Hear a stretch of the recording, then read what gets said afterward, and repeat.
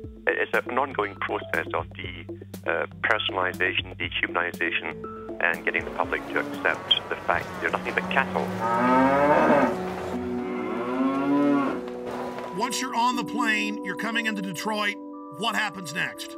The pilot comes on the speaker and he says we have 10 minutes to landing. Flight crew, take your seats and buckle up.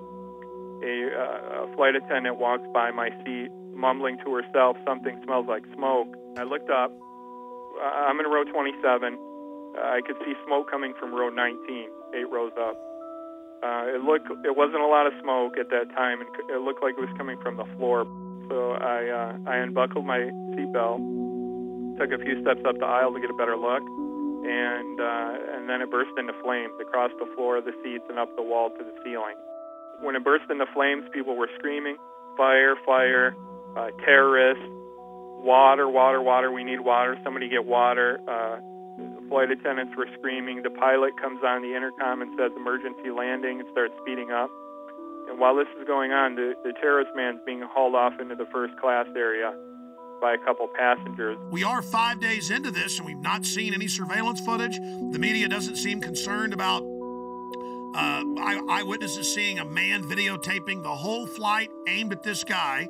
When we first took off, I noticed about 10 seats ahead of us to the left-hand side, he had a camcorder, and I didn't think much of it. I thought maybe this was his first flight and was just excited. And then when the actual incident occurred, I looked up, and he was the only one standing and filming the entire thing. That's obvious, an accomplice or a handler or something.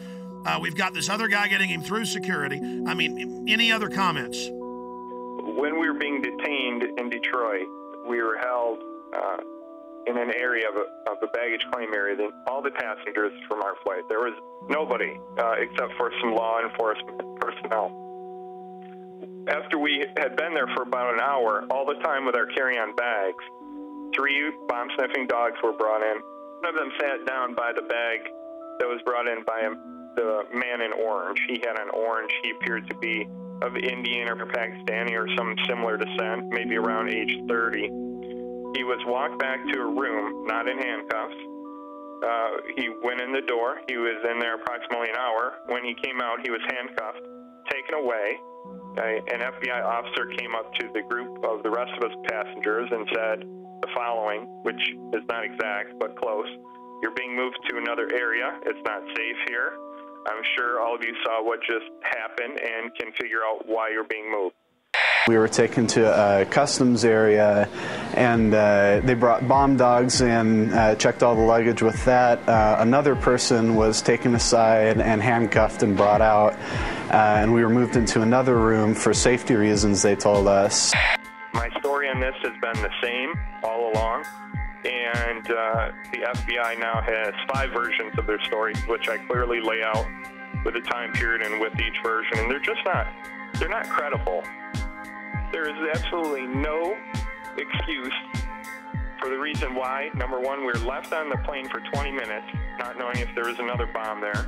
Number 2, security allowing us to take our carry-on bags off the plane, and we stood there with all of our bags together for an hour until the bomb-sniffing dogs arrived. And then, after they found one, well, then we're moved to another area, and now they don't want to talk about the man who was taken away. You were there. They didn't stop him for immigration violations. The dog went over and sat down in front of his bag, the alert for explosives. Right, exactly. Unless this is a passport-sniffing dog. This is a huge story, one of the biggest out there. The FBI is on this full-time. They know what's going on. Why are they being dishonest? And how do we investigate this when the investigators themselves are engaged in clear obstruction of the truth?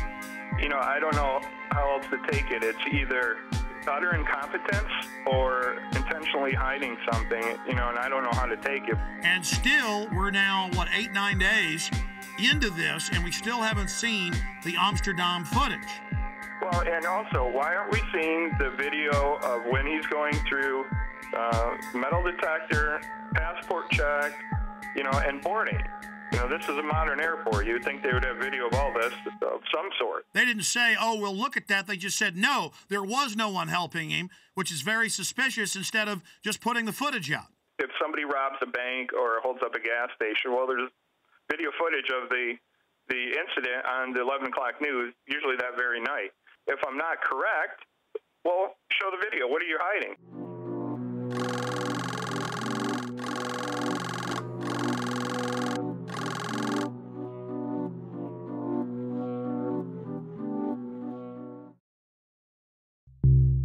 Well, now, Sunday, it came out, 5 days ago, 6 days ago.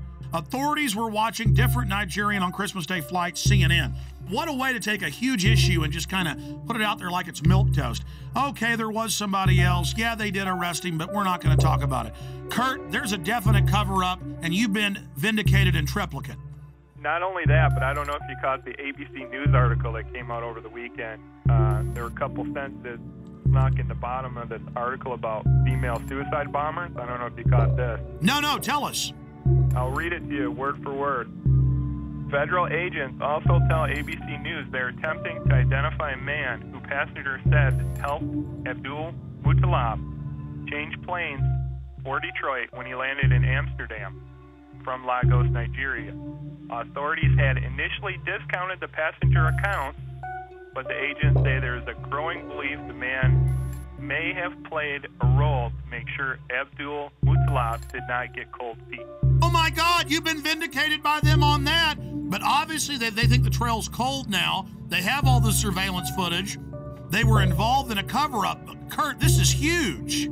Well, that was my take on it, but unfortunately for ABC News, they buried it in the bottom of a seemingly unrelated article about female suicide bombers heading here from Yemen. Why is this not front page news everywhere, number one? Number two, why are you burying it at the bottom of this article? Number three, why did you initially discount my story to begin with? It's not like I'm not credible here. And of course, they had COINTELPRO posing as the Patriot movement attacking you. All the usual suspects. I mean, it never ends, Kurt.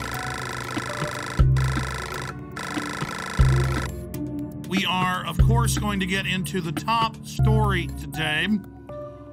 In plain view, as if it's no big deal, DetroitNews.com.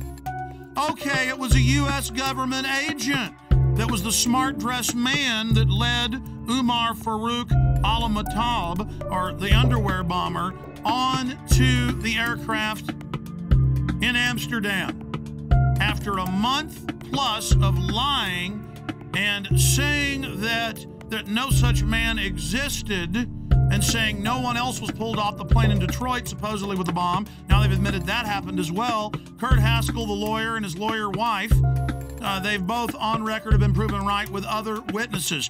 And you add how they were already getting in Yemen. That's now confirmed. Washington Post. They were planning to already launch a bigger attack, 2,000 troops there. And then right on time, right as the body scanners were scheduled to go in January nationwide. That was already scheduled, folks. They're saying on the news, oh, now we're doing this. Now, I went and looked it up. They were scheduled to go in the additional 214 airports. They were in less than 20.